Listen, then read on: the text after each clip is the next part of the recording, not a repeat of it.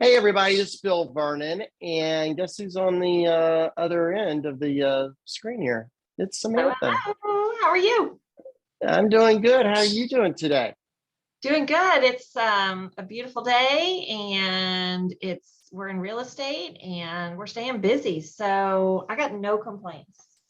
There you go. Yeah, we were just talking off air, kind of sort of off air, um, about how the market is still very active. You said you were doing a lot of business yesterday, Yeah, we got and I several was contracts in yesterday and got a bunch of people who are ready to start buying. right, right. And I was talking about how I have a bunch of listings both coming very, very soon and some further out, as well as we have a bunch of buyers going on. And so the market is still very active in spite of some headwinds that are out there. But before we get to the headwinds part, you wanted to talk about something that I thought was very interesting, and I'll let you introduce the subject. So I've been seeing a few more than usual for sale by owners. And I've also seen, and this is the one that's really bothering me right now, I've also seen a lot of open door signs coming up. Have you seen them? Yeah, and yes, we've seen open door active. I was kind of surprised when the I in AKA. I want to be careful. I don't want to start dropping names because they have a tendency to sue people, truth or not. And so I want to be careful about us using names of what are called Ibuyers. There you And go. just a little Hi, buyers. side, yeah, side lesson here. An iBuyer is a organization that will come to you and go, I will buy your property, and you don't have to worry about anything. You don't have to worry about anything. And here's how much I want to buy your house for. And there you go. Yeah. Sign on the dotted line. And then they take the house and they take off with your house. Supposedly you're stress free and everything is copacetic, right? That's how So that was here's sold what to I'm them. seeing though, is that Mm. you're getting paid a lot less for your house. You're leaving like on Uh, the table. well, and it goes back to your what you were discussing with me earlier about for sale by owner, aka FISBO. If you ever hear that term, you know, a nasty real estate agent like me will start using acronyms, and that's what a acronym is for sale by owner. Hey, I got a question for you, Samantha, real quick. Um, your tooth is hurting. Could you pull that tooth yourself? Not on a bet. You wouldn't, No, I'm a but professional. yeah, you're going to a dentist, huh? Absolutely. And okay, well, yeah, you're a different mindset, and hence why you brought this to this subject. It's kind of funny. A lender is talking about this, not an agent with me, but you brought it. Yeah, I remember a guy once was sitting there telling us about property management. I was taking a property management class, but my brokerage requires us to take a certain class that is, and it's done by a property management person. It's required every 2 years, and one of the things he said was that example. Can you pull your tooth? You could property manage your own property, couldn't you, Samantha? You can. You Yeah. can. And a good example is the guy you're talking to right now. I have residential real estate and commercial real estate. Do you think I have ever changed the toilet in any of that? Um, Seriously, uh, got it. yeah. Oh, yeah. Don't tell secrets on me now, Samantha. The difference is you're smart enough to know that you know so much more about other things, and let somebody who knows more about that, because I mean, I've had toilets replaced in my house and things like that. And what the guy I pay to do comes in and does, I don't know all about the inner workings of that. And I mean, that's not my thing. True, true. And it goes back to your job. People ask me questions about mortgages, and what do I say to them? Guess who you need to talk to. Yeah. Why? Because that's your space. Subject matter And expert. yeah. And that's where you're at. And so there's can you sell your own house? And the answer is yeah. Now, what are the results usually of that? Do you have an example of the results I actually do. of I what happens? recently closed a transaction between a buyer and a seller. They did not use a real estate agent. They just did it themselves. They were friendly, but not so friendly by the time they closed, because there's a lot of things that go on. There's emotions, and there's, everybody wants to make sure they're getting the best deal.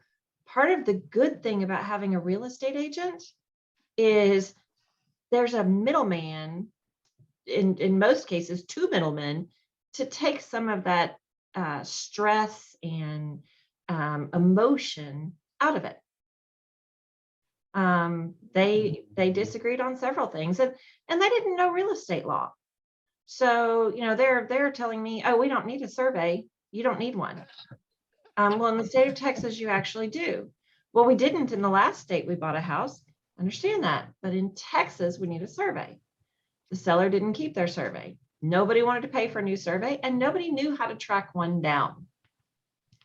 As a lender, that meant I spent a lot of time tracking that survey down. There were just a lot of little things, who orders the pest inspection? What happens when you have an inspection, and do you negotiate those repairs, and how do you negotiate those repairs? The seller was of the opinion there's absolutely nothing wrong with my house. And the buyer was like, hey, the inspector says these things are recommended. Well, as a real estate agent, what really should be done, and what you can kind of, it was just, it didn't go very smoothly for them because they didn't have somebody helping shepherd the process along. Right. And I think we another closed on thing. time, and we closed, but they were, even at closing, they were kind of like almost kind of snarling at each other. Right. Yeah. And I want to point out something else while we're talking about this. National Association of Realtors does surveys on this stuff. Do not believe Bill. I'm a smarmy real estate agent, right? We're kind of like lawyers and doctors and such. We're can you really trust me? Well, go look at the National Association of Realtors statistics. This is on the internet. Go look it up. For sell by owners actually leave money on the table when they're selling their own residence. So you're hitting on something on not only are you potentially bringing more frustration in your life, and real estate is not buying. I always say, this is not us going out and buying a pair of shoes over at Academy. We walk in and we're most likely walking out with our tennis shoes, right? And it happens pretty quick, and we're okay. Real estate isn't that. You hit on one of the biggest issues: legal liability. Man, does that seller realize how much legal liability they're involved in and when they're selling their home? And the answer is they have no clue. They And don't have about access to the forms that they need. And they uh-huh. don't have access to the professional advice of how to fill those forms out. And I meneed there's a lot to it. A lot to it. And we need to kind of go back to the iBuyer question. They come in and say, hey, you're going to pay that big commission, and we're going to save you that commission from that agent, blah, blah, blah. And I sit there and go, that's interesting. So this iBuyer has no self-interest in this, correct? I mean, when you hire a real estate agent, I'm their fiduciary agent in a transaction. What does that mean? What's that fancy word fiduciary mean? That means I need to go even to the point of hurting myself to protect who? My client. Absolutely. And I'm licensed and even trained. Tomorrow, I'm going to go to classes, to legal classes, where they're going to teach me about the real estate changes in the laws and blah blah blah blah blah, so that I can then bring that to you, the client. Um, I I just would caution you when you're using an iBuyer to realize that they do not have that responsibility at all. In fact, once you read the fine print of all those contracts you're signing with those iBuyers, next off, one of those major iBuyers just got out of the business after losing millions and millions of dollars because they don't know what they're doing, really, to be honest with you. And so, I'd be Whole business forewarned. model is to buy low, sell high. Hmm. And I mean, the only way they can do that is to pay the seller less than market value for their home. That is the only way to make that business model function. Yeah. Just be forewarned when you're starting to sign all this stuff. You're costing yourself money, seller. So we're not talking buyers right now. I really we're focusing on sellers. You're costing yourself money. Now let's go to buyers. Protection. Why do you want to use a real estate agent? Again, how many houses did and I can't use you because you're involved in this. So how many houses did you audience sell last year? Yeah, well, I did 99. I did 99 transactions just last year. I find it funny. I That once had one more in, huh? yeah. Well, if you count my leases, which technically you do count leases involved in this, I was over 100. There you But go. I'm talking about commercial leases Right. and stuff like. Okay, that's not our subject right now. I'm talking about you, home seller. How many of you sold this year versus how many did I sell all of last year, not counting my last 12 years in this business as of February 1st? How many have I helped? That back to you. Why am I involved with you? How many transactions did you do last year?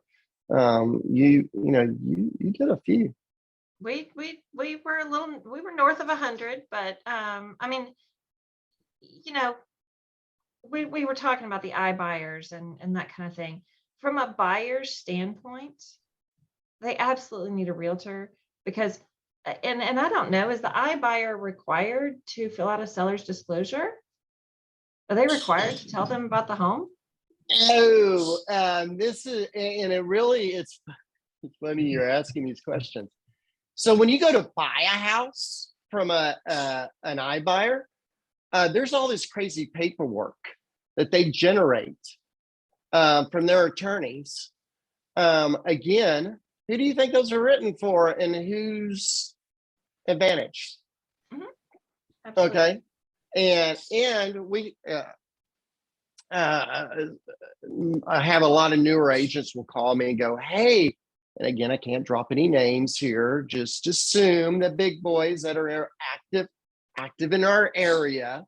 When we're talking about this, hey, Bill, what is this piece of paper? Well, that gives the buyer's right of this away. Oh, okay. What about this piece of paper? Oh, that gives them this right of a buyer away. And so that paperwork that you're required to sign for that house has a lot of tendency of you giving up rights that normally when you're dealing with non-iBuyer properties, you're not giving up. Because in the state of Texas, most of the real estate transactions, when you're dealing with real estate agents that are part of the National Association of Realtors, the Texas Realtors, it's not called an association. They don't have that in the title, but let's add it on there so you understand where we're coming from. Most of the multiple listing services, all this paperwork is actually written in the favor of guess who? The buyer. Yeah, it goes back to your question. And so you're being protected by us realtors and our experience to help you buy you know what you're buying. I mean, I'm good. I'm gonna be careful here. Samantha, I've had people buy houses with bad roofs that needed to be replaced right then. Yeah, but guess what? They knew that they needed to replace that roof right after they got the keys. So yeah, the knowledge, the education, and the fact that you're looking out for them, that's the difference between working with a realtor. And some people I've talked to have gone straight to these iBuyers to buy the house. I mean, I know.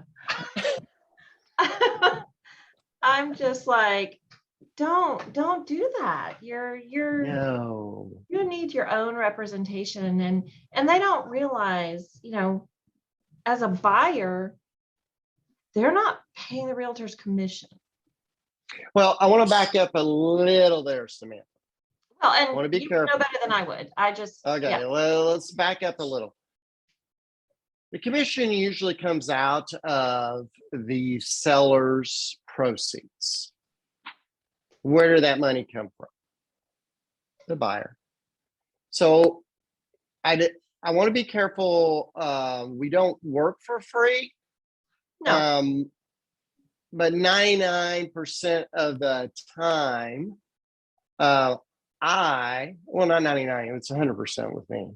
100% of the time, my buyer does not front any money for me to help them for 6 months. I mean, you and I had a great couple, a young couple, and it's tough. We won't use names. You told me we can't use people's names, and I won't use company names, so we won't use their names. For 6 months, we were in the trenches. Did I make any money on that deal? And the answer is no. I can't. And in fact, at one point, my client looked at me. I remember we're sitting there on a stoop of a house that he goes, "Are you going to stick this out with me?" Because he kind of started figuring it out. Hey, he spent a whole lot of time with me, and this, he was. I love this guy. You know him as well as I do. He's about the math, and he figured out pretty quick that Bill wasn't making any money on this deal. But yeah, I don't ask for any money up front until you get a house, and the seller is paying out their proceeds. So that's kind of how that works. So why are you going to again, why would an iBuyer have any loyalty to you? Well, and the iBuyer has no fiduciary duty to a buyer. No, that's not. That's not. I mean, they are representing themselves. That's it. I just encourage people to understand. And whether you work with me as your mortgage company, whether they work with you as their realtor, I mean, I'll be happy to answer questions and help make sure they're going in the right direction. Because it's just not, they don't realize how unrepresented they are. Well, why do you think they do that, Samantha?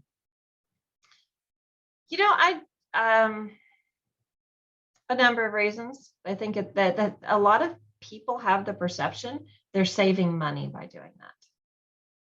Yeah, and I agree with you. And to me, what I find in this business, if I show people value, they have no problem paying. I mean, there's a lot of high-end cars going up and down the interstate right now. So obviously people are willing to pay more for perceived value, correct? So Yes. I think part of and when I'm introducing people to you, when buyers are calling me and going, "Hey, I want to buy a house," I go, "Well, have you talked to a mortgage person?" "No, I have no clue. Who do I talk to?" I go, "You talk to Samantha. You will pay her well, but she will work for you well. That's why you're not, in on our team, is because I know you work hard for the clients. You bring value to the transaction, and they if they put $1 down on the table, not the counter, on the table, you're giving them $1 value. And I think that's, again, back to it. I know what a collective is on a helicopter. Samantha, are you going to get in a helicopter with me? And let me, It's yours. yeah. You and I would want a helicopter pilot. Just because Bill knows what the collective is on a primitive helicopter does not mean that we're going to let Bill fly a helicopter. Yeah. And you know what? This is the most important real estate transaction, Samantha, people are doing. And are we going to let them, we're going to let them fly that solo? And I would suggest you shouldn't do that. No, I think What's there's going on? a conception too that people think that you, as a real estate agent, you can only show them a house that you have listed.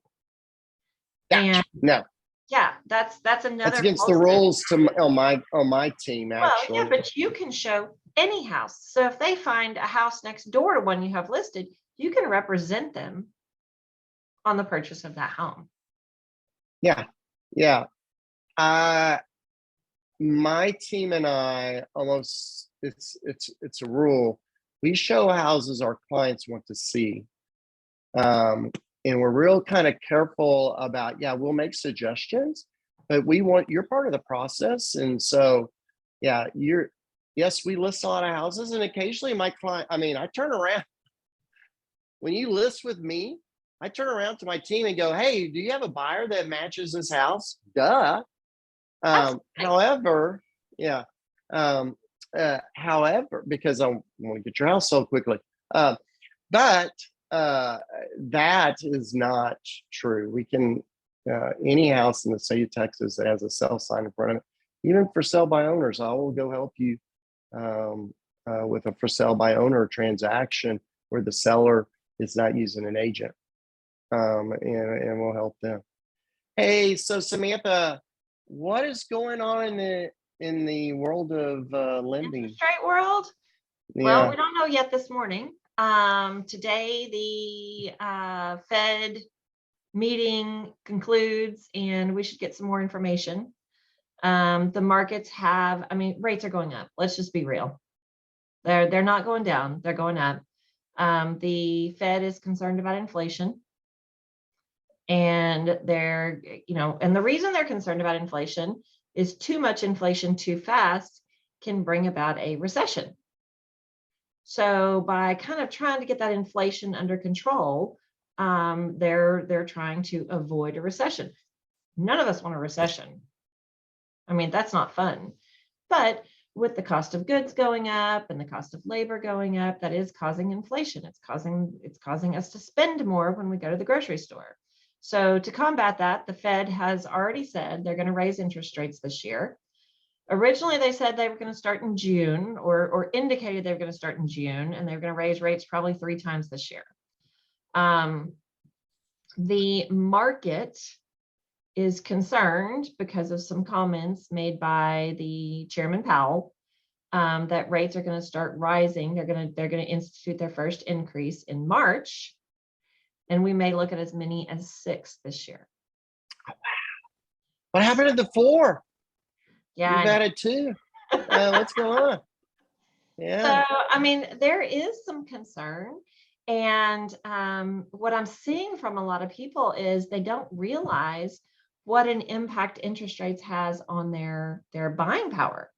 So I kind of put together a little spreadsheet for someone the other day. They wanted their payment to be about $1,200 a month, just the principal and interest portion. We're not talking about taxes and insurance because I was factoring that in separately. They want their payment, principal and interest, to be about $1,200 a month. Well, at 2.5%, which was where we were that day, they could buy just slightly over 300,000. That's great, right? Hmm. But as of yesterday, their new interest rate would have been like 3.5. That brings them down to 265,000. That's almost a $50,000 swing for a 1% interest rate difference. That all of a sudden, because here's what they told me, they were going to wait until the market cooled down. And so that if interest rates went up a little bit, the market was going to cool down, prices would drop. I was like, that's That's not how great that in works. theory.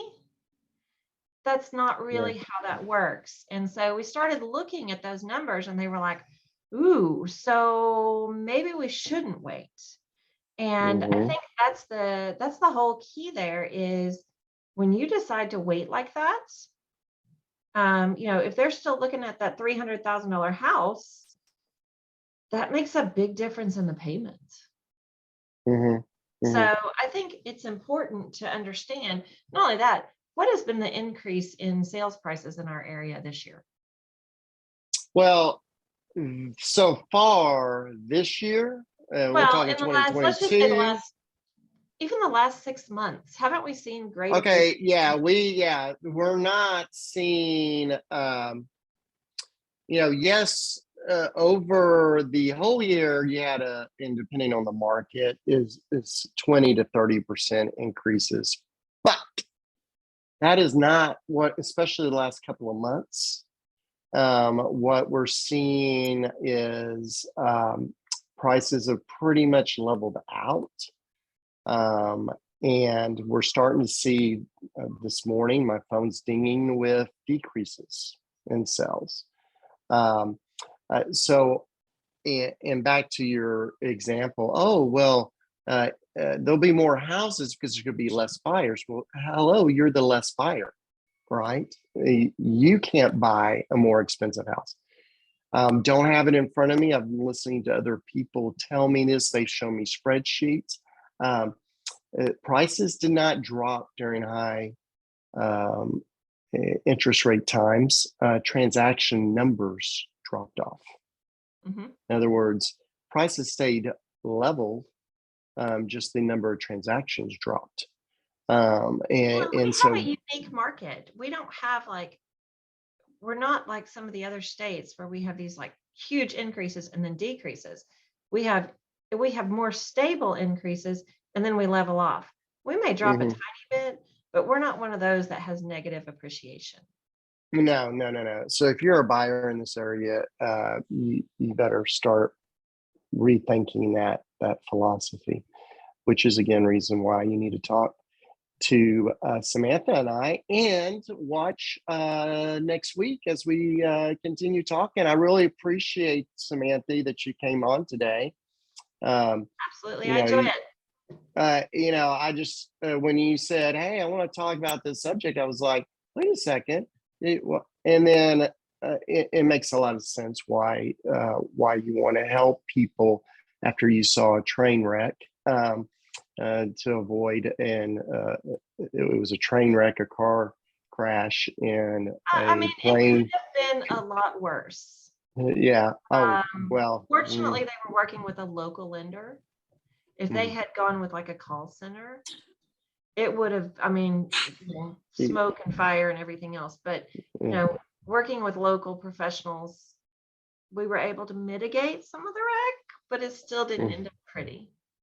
Yeah. Yeah. Yeah, Okay, well, thanks for coming, hanging out with us, Samantha, and everybody. If you need to reach out to Samantha, you can reach her at her phone number, which is 254-624-4307. And that gets me right here. So you can text or you can call, and I'm here to help. And Bill, how do they get a hold of you? Well, you can reach me at 254-495-5661. That is my cell phone number, which, by the way, has been going off. I'm glad I just put that down real quick. Yeah, you can reach out to us at those phone numbers. We'd love to talk to you about your real estate goals. And look forward to talking to Samantha next week and seeing everybody here on the I-35 Group YouTube channel. Bye now. Bill, I'll see you later. Bye.